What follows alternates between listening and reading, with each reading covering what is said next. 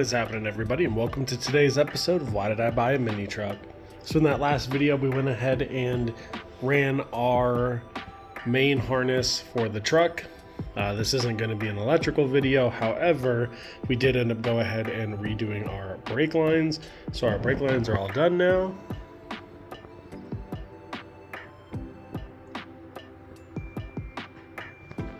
So the reason we had to do them is, firstly, they wouldn't clear the wiper motor. So our options were either block the wipers off or try to save it. So I did. Honestly, I'm a lot happier with how these came out. So the only line we didn't redo is the one that goes to the driver's side front brake. That one's fine and out of the way. But we did the clutch line, the rear brake feed, and the passenger side brake line. I also went ahead and fitted the airbox on here, so this way we could make sure everything clears. So if we go ahead and pick this up, you can see right here, everything just runs down where it needs to be. Nothing's touching the firewall, which is awesome. We definitely do not want that.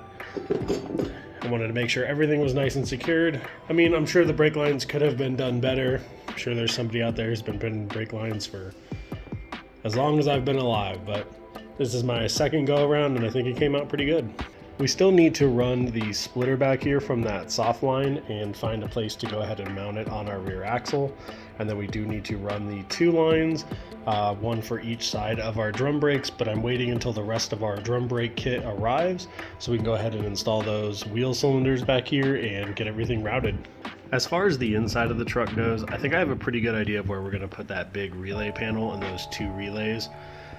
And the routing of the wiring might be a little bit tricky. I might have to go back in here and maybe shorten a few things, but I am going to actually be redoing one aspect of our harness, and this is really the only thing I'm going to talk about. I am going to pretty much cut this harness back out. Now this is what runs over there to those fusible links. I think the best and safest way to accomplish relocating the battery back here is to go ahead and run a main power wire up along next to the starter wire, and then we're going to go ahead and land a lug actually inside here. We're just going to put it somewhere in here. It'll be protected, but it'll be the best bet. This way the wires aren't incredibly long, won't have to worry about anything, and anything else that needs to draw power from the battery, it'll all just be right here. So I think it'll just be a lot easier for everything, and it might look a little clean. I am going to test fire it the way it is, but we will be going back through and doing that when we button up the harness. And while we wait for a few things to show up, I figured let's go ahead and get started on our main heater core assembly. So this is our center stack. Everything here is blown apart now. Some of this stuff looks like it has been replaced pretty recently. Some of it not so much. So the heater core that we have here isn't leaking. There's nothing really wrong with it aside from the fact that it's caked in however many years of whatever that is. We are just going to go ahead and replace it anyway. We're also going to be replacing that hose that's right there, and then we're going to give all this stuff a deep clean.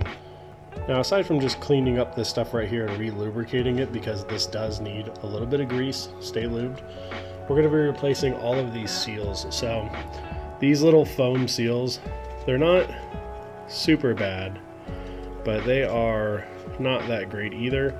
So we're just going to be replacing them. I want to make sure we have a nice good seal.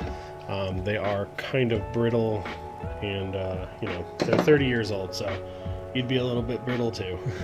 But this stuff right here, pretty easy to replace. I actually have some stuff that we can replace it with already that will work well, but I'm gonna see if I can maybe get a hold of some factory style replacement foam. I'm trying to keep it as original as possible, so this way I don't get any surprises. You know, an air leak in here is not going to be a big deal. We don't have AC, however I would like our heat and all of our functions to work, like our defrost and everything. So we're going to get this all cleaned up. You know, 30 years of dust and debris. We're going to replace all of these seals here that mount to the ducts that actually run through here. Now those ducts have already been deep cleaned, and we've replaced the foam on those, so I'm pretty sure it's the same setup as what we need for in here.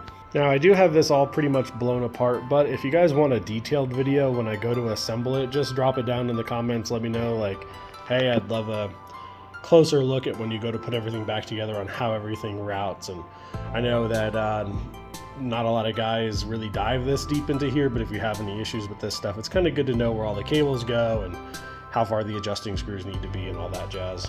So we have a lot of goodies coming for this thing. This video is not going to be very long. I'm going to be out here pretty much every day this week. I'm not 100% sure what I'm going to be filming, but I know that there will be some content coming out this weekend, and also probably on Monday. So stay tuned for all that goodness. We have a lot of stuff coming on, and there's a lot of things that we need to get done on this chassis before we can get the rest of the panels in here and get the thing assembled for paint. We still need to do our exhaust work. We need to fab it up. I got a bunch of stuff coming for that.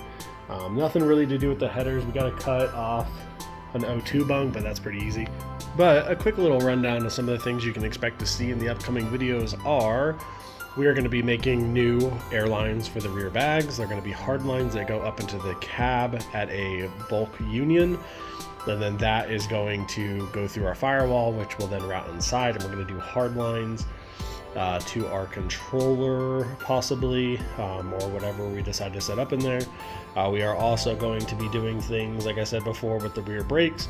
We do have to run our exhaust back here. We need to actually flip our ground wire up underneath the frame, and we're going to have it run through the location it is right now, maybe, but maybe not. If we decide to do a bed exit exhaust, our pipes can actually run through there. So I need to get the exhaust fabbed up first, and then we're going to go ahead and finalize all of our ground wires on the chassis and the back side of the truck.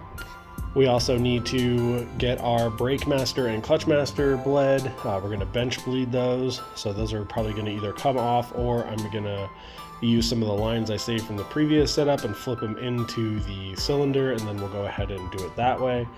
We do also need to get things in here like our wiper arms. I'm probably going to wait till after paint, but maybe beforehand, since the fenders and stuff will all be on at that point.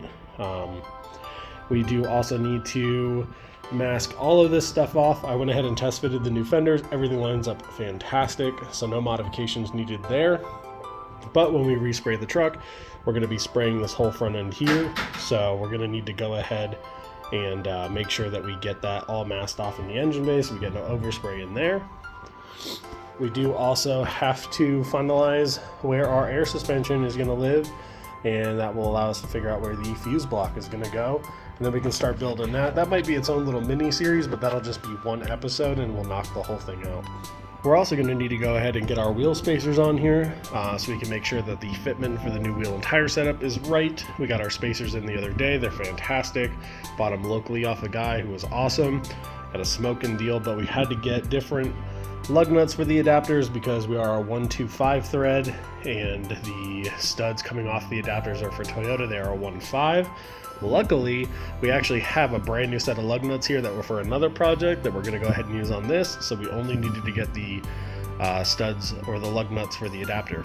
We are also going to be going ahead and doing a video on us recovering the dash, since the dash is actually going to go back in here with all of the bracing and everything before we end up painting the outside of the truck.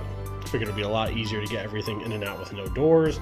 And then also the screws that go up here, the bolts, so they'll be a lot easier to access with no windshield. And we may also pop our headliner up. I'm not 100% sure on that yet. We won't be having a windshield in here for a little bit. We could still kind of pass it through. But I definitely want to get the dash in here. That's going to be a big deal. I also am thinking about laying the carpet in here. Since we are going to be back masking the doors anyway, you can actually see that there's a spot right here. You'll never see this because the seal goes there, but I know it's there and I want to cover it.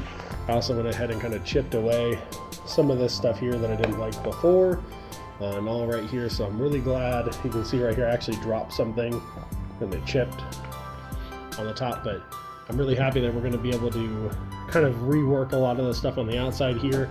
This was really just like a test spray to make sure we were going to spray the truck. Luckily the engine bay turned out good, and we're going to keep it just like this, so the bay itself won't be resprayed, just the radiator support in the front. We're not going to respray this top cowl either because there is a cover that goes over it, but this is good in case you kind of see under it. It'll be color matched to the rest of the truck. So it might seem like we're all over the place with this thing, but everything has to be done in a certain order so we're not backtracking. It's not like I have a lift here. It's not going to be super easy for me to take on and off a freshly painted bed a whole bunch. So I got to make sure that we do this in the right order so we don't have any surprises later on. Plus, it's super easy to get in and out of here without the doors, so being able to button up all the stuff on the firewall inside of the cab and make sure the dash and everything's routed without the doors is going to be really, really helpful for us. So I'm really looking forward to doing all that. So I hope you guys enjoyed. We have a bunch of stuff coming up, so stay tuned. I mean, we're going to be pumping out videos, at least 2 every weekend. And as parts arrive, I'll kind of show you guys the parts in the shorts. I'll upload a bunch of shorts as they show up. We'll do a bunch of little unboxing. So I appreciate every single one of you guys. 169 subscribers. I cannot believe it. That's awesome. Just, I'm so stoked. I'm going to get some stickers made, maybe. I don't know. If you guys want them, let me know. I'll hook them up because you guys are awesome. We're not going to sell them or anything right away, maybe later on, but I think every single one of you guys that watch this content deserve to have just something cool. I don't know, a bottle opener. We'll figure it out. But I hope you guys have an awesome day. Thank you all for watching. Get that work week going right. Get in there and get those projects done. Until the next one, peace.